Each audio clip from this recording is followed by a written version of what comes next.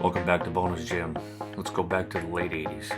I was that skinny kid who could eat a half a gallon of ice cream and not gain an ounce. I was a size 28 waist with 12-inch arms at 135 pounds. So I set out to read everything I could to get my hands on for gaining muscle. I even read Arnold's encyclopedia. First thing I tried was Arnold's. I lost 5 pounds. Mind you, I had no fat to lose. I hired a personal trainer. I lost another 5 pounds. Back to the drawing board. The year 1988. Then I found high-intensity training. I tried Jones' training method, and 6 months later I weighed 150 pounds. It wasn't enough. This whole time I only wore sweatpants.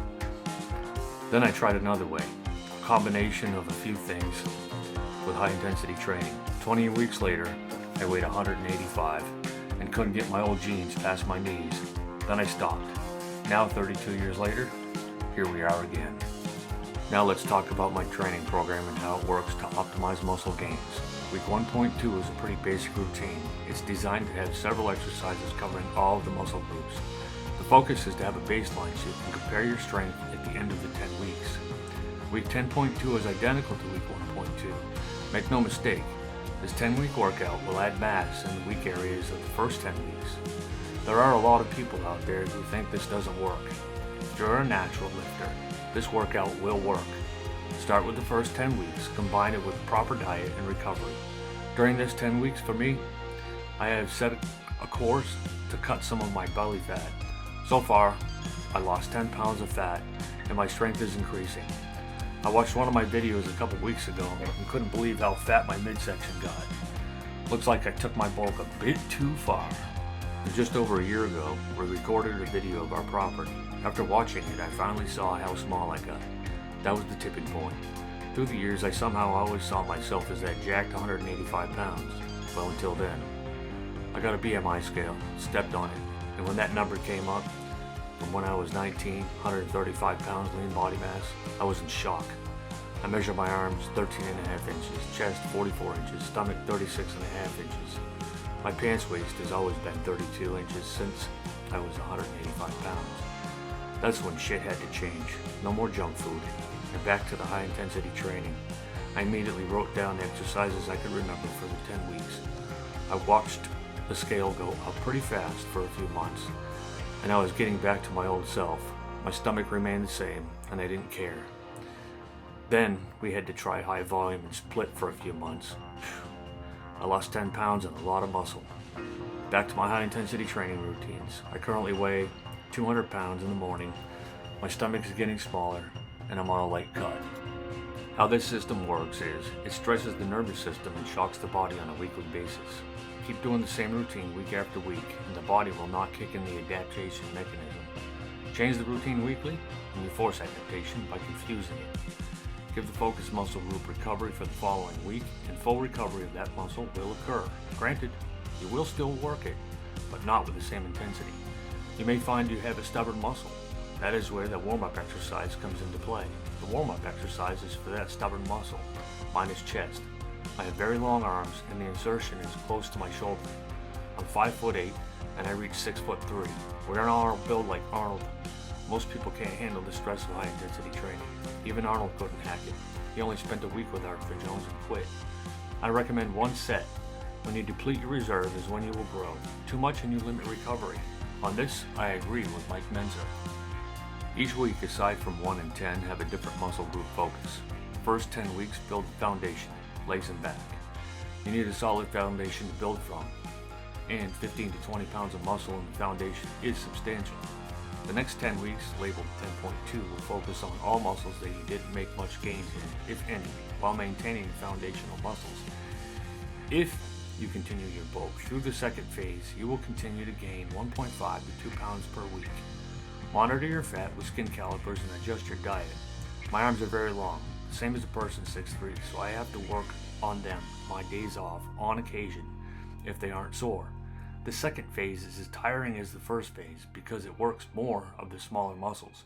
You will be sore, especially your back.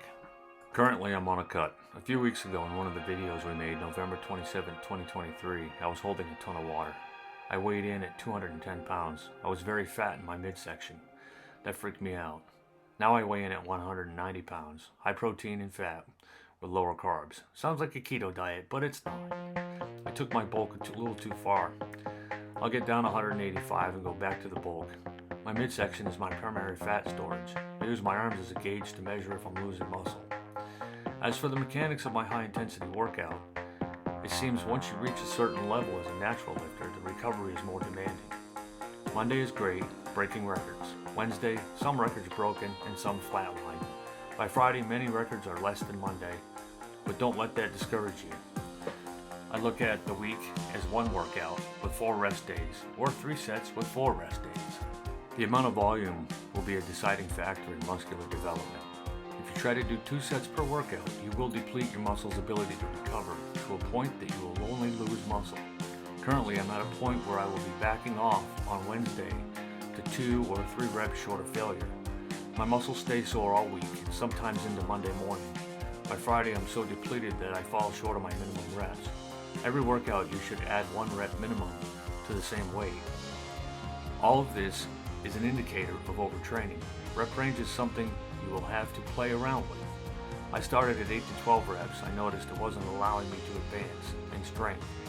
Monday, bicep curl 11 reps. Wednesday, 11 reps with 2 forced reps. Friday, 11 reps with 2 forced. Monday, again, 11 reps. So I went to 12-16, a slight improvement. Then I went to 12 to 20 reps, and that was my strength gaining range, depending on the muscle group. And now we'll discuss diet. Protein. When studying protein and amino acids, whey is at the top of the list. Eggs are an amazing source of protein and fat. However you get your protein, be sure to get 0.8 to 1 gram per pound of lean body mass. And while on this program, add 2 grams per week. Carbs, rice is the leader. Wheat pasta is a good source also. Wheat bread is a superior choice over any white bread. If you're under 45 and active, multiply your lean body mass times 20 to get your calories. Start with your protein calories and fill the rest in with carbs and veggies, like dark greens and fats. Remember to add 200 daily calories every week. Over 45, that will be a mystery you will have to solve on your own. I'm 54 with lean body mass of 185. I'm not as active, and I'm at around 3,200 calories per day, currently for a slower cut. Too fast of a cut, and I lose muscle and strength.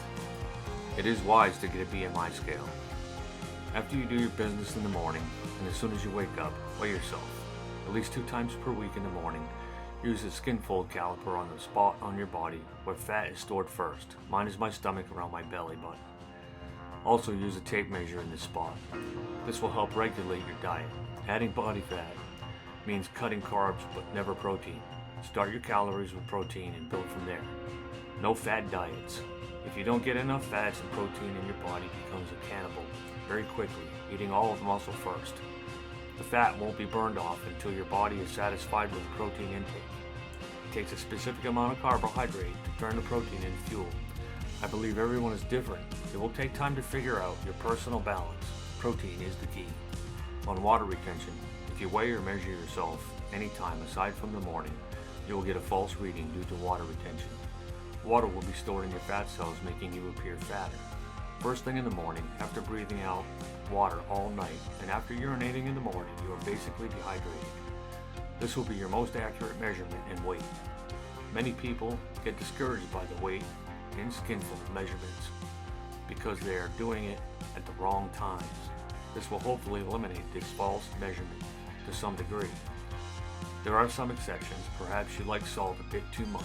Just remember, if you drink from the ocean, you will surely die. Cut back on the salt. You aren't a tuna. Let's hit it.